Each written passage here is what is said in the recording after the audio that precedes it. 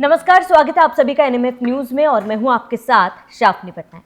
अफगानिस्तान में देर रात आए भूकंप ने भारी तबाही मचाई।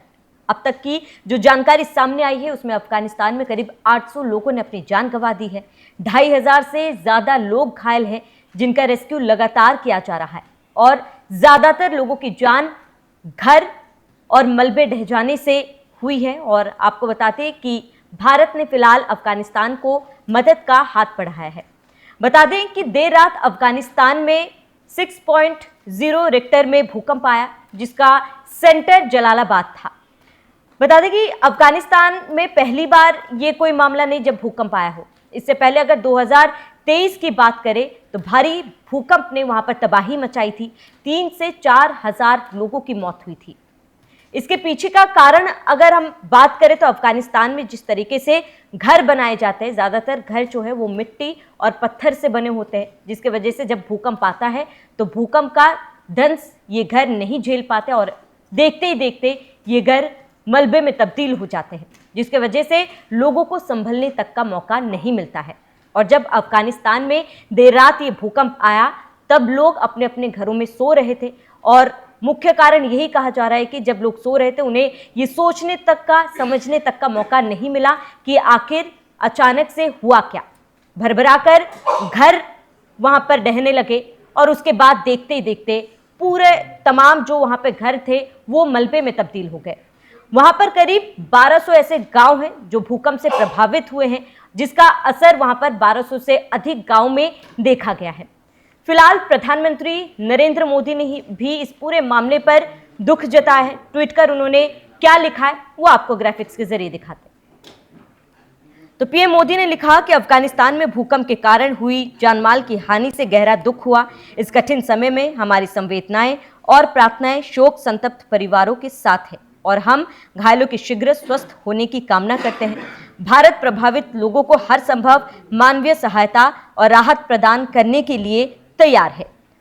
वहीं इस पूरे मामले पर विदेश मंत्री एस जयशंकर ने भी दुख जताया है। सबसे पहले उन्होंने ट्वीट कर लिखा कि अफगानिस्तान के कुनार प्रांत में आए विनाशकारी भूकंप से गहरी चिंता है।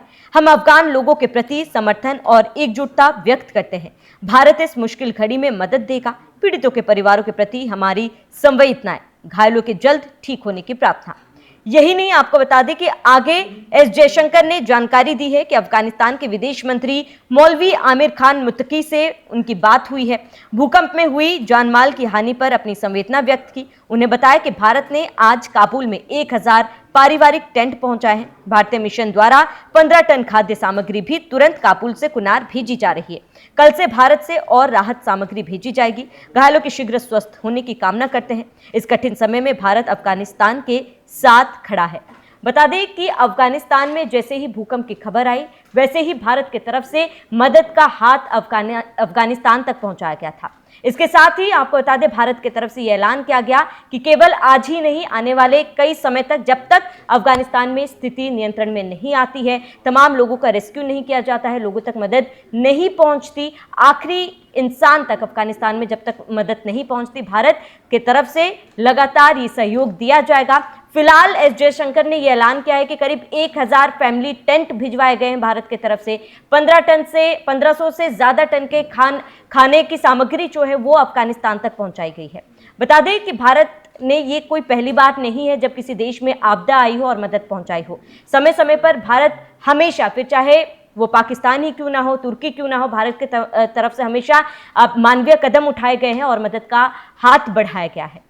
अब अगर अफगानिस्तान में बात करें कि भूकंप ज्यादातर क्यों आते हैं और जब भूकंप आते हैं तो इतनी भारी तबाही क्यों होती है, क्योंकि 2023 का, जैसे कि मैंने जिक्र किया, 2023 में जब भूकंप आया था तब करीब 3 से 4 हजार लोगों ने अपनी जान गंवा दी थी। लोगों तक मदद जब तक पहुंची तब तक बहुत देर हो चुकी थी और अभी भी इस तरीके की तस्वीरें सामने आई हैं। आप तस्वीरों में भी देख सकते हैं कि किस तरीके से अचानक से भूकंप आता है और लोगों के पास समय नहीं होता कि वो अपने और अपनों की जान बचा सके।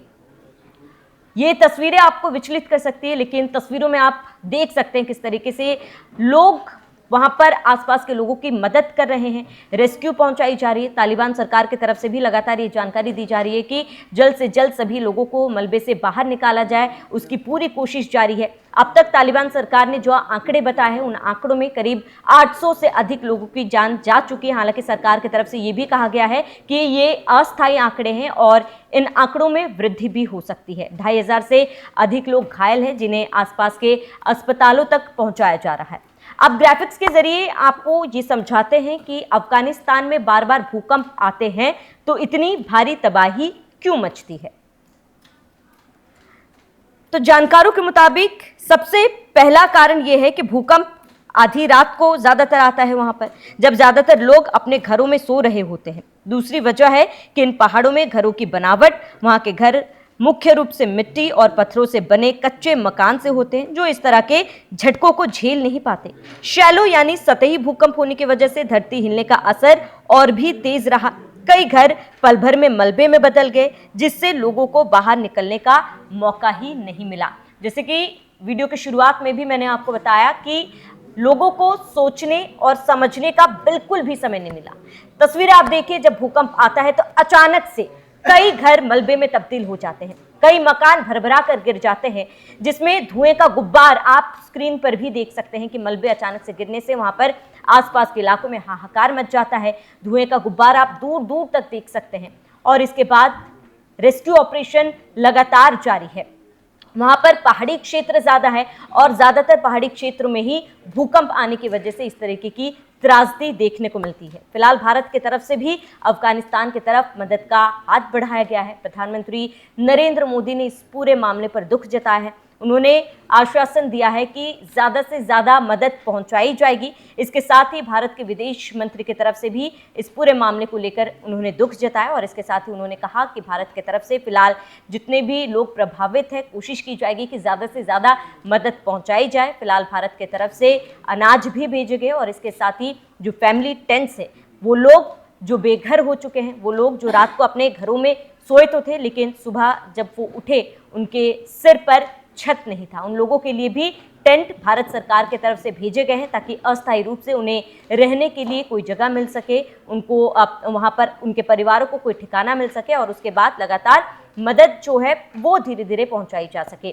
फिलहाल आपको बता दें कि अफगानिस्तान में लगातार भूकंप के मामले सामने आते रहे हैं। 2023 में भूकंप आया था, उससे पहले भी कई बार 2006 में भी एक बार भूकंप आया था और इसके साथ ही इस बार आपको बता दें कि भूकंप का केंद्र जलालाबाद रहा था और करीब 27 किलोमीटर तक ये भूकंप का असर देखा गया था।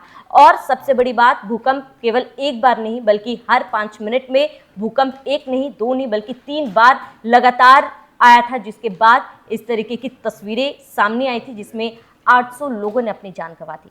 फिलहाल आपका इस पूरे मामले पर क्या कहना है, हमें कमेंट कर जरूर बताएं। साथ ही बने रहिए एनएमएफ न्यूज़ के साथ।